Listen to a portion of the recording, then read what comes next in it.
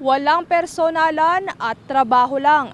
Yan ang naging pahayag ng ilang mambabatas hinggil sa kamakailang pagdiriwang ng anibersaryo ng Office of the Vice President. Ang mga pahayag na ito ay bunsod sa kasalukuyang usapin ukol sa mga imbitasyon sa pagdinig ng budget ng OVP na hindi sinisipot ni Vice President Sara Duterte, kung saan tila nakikita naman ang presensya at paglalaan nito ng oras sa kanyang tanggapan.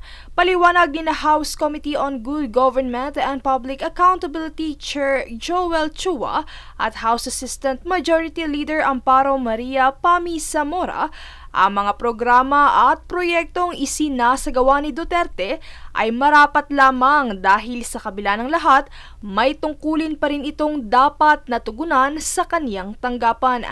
Ngunit kung wala umanong tinatago ang bise, ay wala ring dahilan para hindi pumunta, mag-oath at sagutin ang mga katanungan ng Kamara.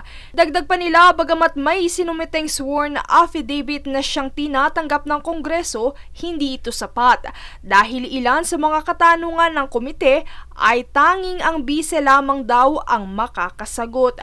Ding pahayag ni Zamora, if she was able to arrive last week, we expect her to come tomorrow.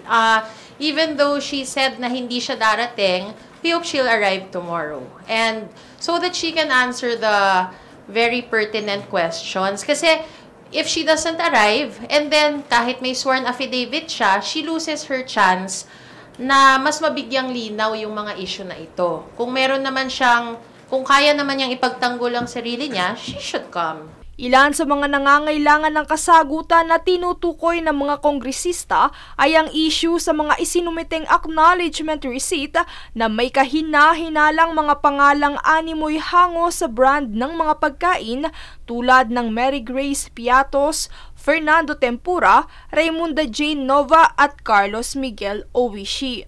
Samantala, pahayag naman ni Chua, kung makakatulong po yung pag-attend niya dun sa affidavit na kanyang in-issue, definitely. At this po, malinawan po yung mga miyembro po ng committee. At kasi baka mamaya may mga nakalagay doon na hindi naman na ipapaliwanag ng maigi. So yun po yung tamang opportunity nang marinig po natin mismo sa bibig po ng ating Vice Presidente. Sa kabilang banda, wala naman daw kaso sa kanila ang pagsuporta at pagtatanggol ng mga supporter ni Sara, maging ang mga pangbabash na kanilang natatanggap sa mga taga-suporta ng bise. Ang mahalagaan nila ay patuloy na nagagampanan ng bawat isa sa Kamara ang tungkulin nila bilang isang mambabatas. Princess Castro, nag-uulat para sa One Media Network.